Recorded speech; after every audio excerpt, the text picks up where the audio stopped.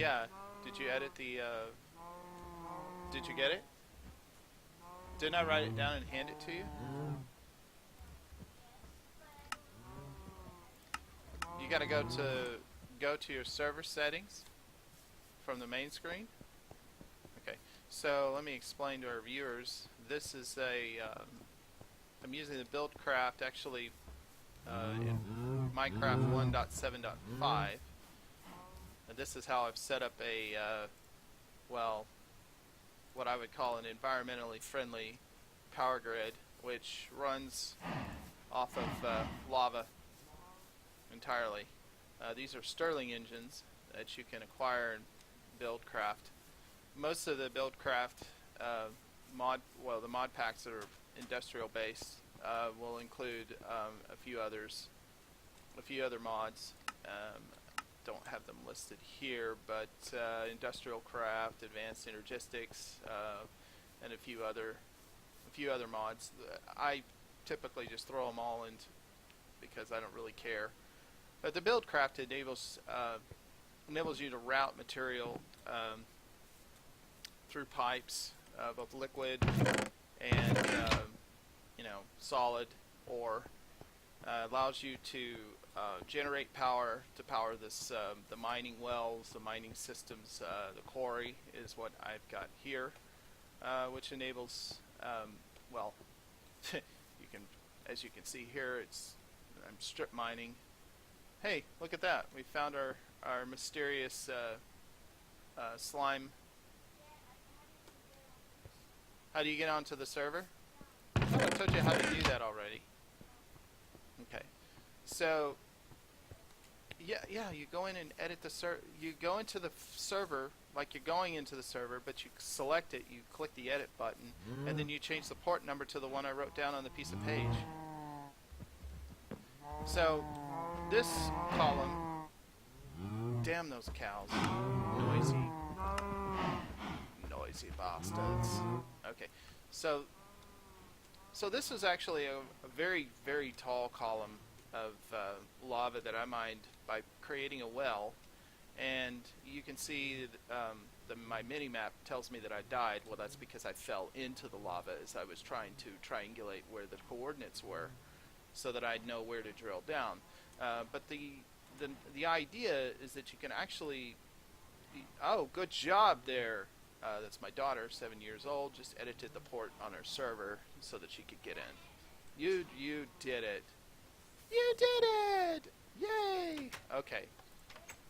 So anyways, this is our humble little home right now.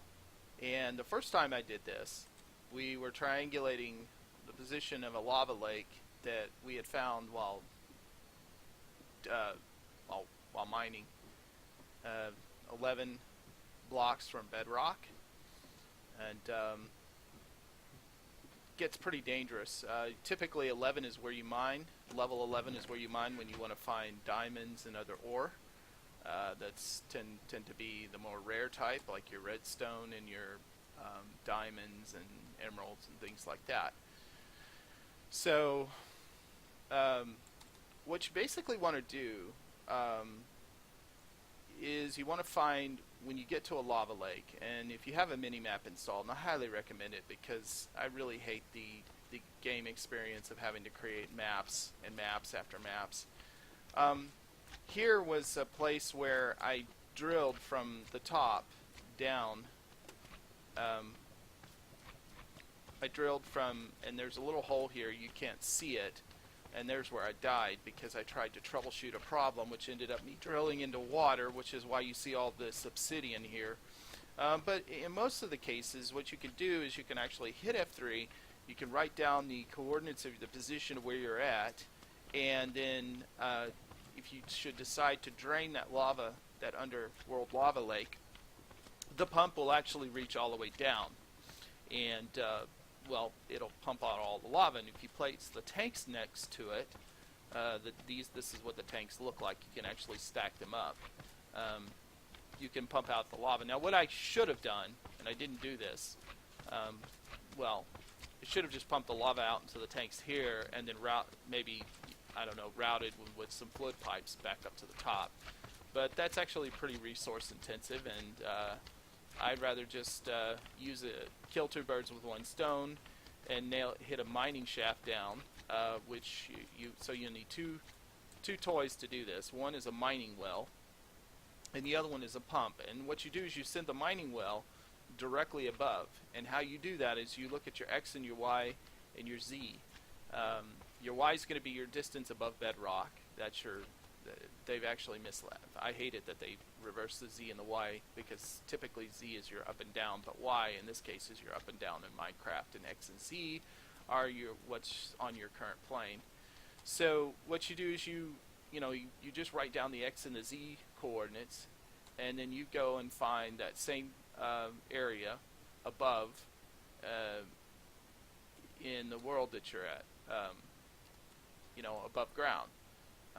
And then you send a mining shaft down at the bottom, and that typically, well, let me see if I can figure out my way back to where I need to go here.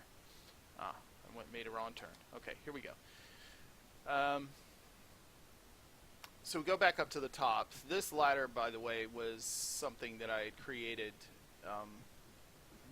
at the very beginning of the game. Pretty much in Minecraft, what you want to do in any version of Minecraft is just grab as much wood as you can, and then both in raw form and in plank form, and then create a shovel and a pickaxe and dig yourself into a hole, and then just get as much cobblestone as you can, build your furnace first, and then use parts of your by the way, sweetheart, you can just throw the coal over here in this chest. We have a process for this. You don't have to actually throw them at me. Okay, so my daughter's in the other room. What are you doing? You're giving... Okay, well, I can't really hear you right now because I got my headset on, but... So, let's go back to sleep because the monsters are out. Go ahead. Sleep. Can you sleep? Monsters nearby, of course, because we put the bed too close to the door. Yeah, you might want to... Hold on, let me get rid of him. And him. Okay, we should be good now. And now we can... another thing you want to do at the very beginning of the game is when you dig yourself a hole, make sure you have some wool with you. If you happen to kill a sheep or two, you might be able to get enough. Most of the time I get lucky. Not other times I don't. This is your standard cow farm. Okay, you need to go away. By the way, the monster spawning on 1.7.5 is insane. It's just stupid insane. I don't know why, but when I played some of the later versions have not gone to this level of extreme in terms of like these weird. I mean, it's almost like you almost feel like you're in a flux storm in Buildcraft. It's really stupid. Oh, and there's a creeper. Get away from the creeper. Another reason why you want to have cobblestone around the entrance of your... What? Yeah, we'll go create another door. You know how to do that.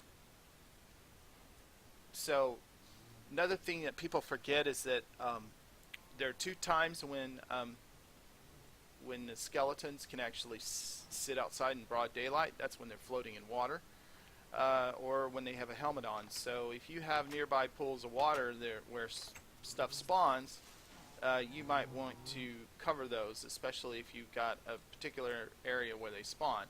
Now, I'm not going to go near them because they're just going to sit there and knock me back over and over again and try to kill me, and I won't be able to get anywhere near them. So what I typically do with these guys is I sneak up on them. Well, that wasn't really very effective. And then go in. See, it's almost impossible to kill those guys when they're sitting there in the... Let's see, do I have a bow? Do I have arrows? That's what? Reginald. I don't care about... Oh, Reginald? Nice. So this is the power grid that's made up of an array of 16, um, 16 Stirling engines crafted in Buildcraft, and they're pretty easy to do. You've got pistons, and then you use stone gears, which are relatively easy to create with glass and cobblestone. So they're not that hard to make. I mean, the rest is gold pipe. And one thing they always forget to tell you is that you need a wooden kinesis pipe to connect to an actual Stirling engine. And then I use gold for the rest of them because I happen to have found a tremendous amount of gold. Now, so my system has just shut down, probably because it reached bedrock. It looks like either that or there's another lava pool. So one of the things that you could do is once the mining is done, you can collect by just dropping on any one of these corners. You can see there's a lot of lava down there. You can drop a pump and mount the pump on the side and drain all that lava out, and then have a tank which has your new energy source, which you can use for the next mining operation. So that's really cool. As you can see, it indiscriminately just throws stuff in. I don't do any routing with the stone transport pipe is good enough for the speed of for what we're doing, and just throw a bunch of double chests out here. You'll get tons of cobblestone, tons of whatever else is available. As you can see, I've got the Applied Energistics 2 module installed, and well, that's about it. So anyhow, this is really my first Minecraft video for YouTube. I know there's a lot of people that have pretty good tutorials that explain how to set some of this stuff up. So I recommend you go in and look at the Buildcraft wiki. So we're going to go ahead and shut down the power grid because it's overloading right now. And that's another thing about Stirling engines, is that even though they run to the end, they get red hot. You typically don't run into explosions like you would with the combustion engines, and it's pretty, well, it's kind of eco-friendly if you think about it. Why are you hitting me? I can't really hear you. What are you saying?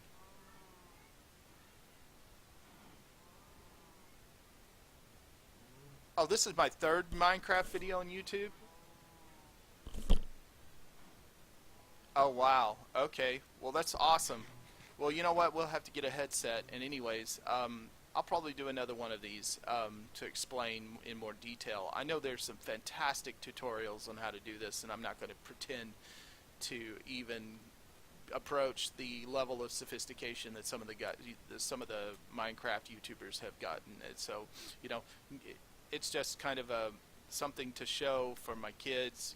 My kids have my daughter loves to play this game, and I'm trying to teach her some basic mechanics and some troubleshooting and problem solving. So this is a wonderful game to do that. Very educational in some respects.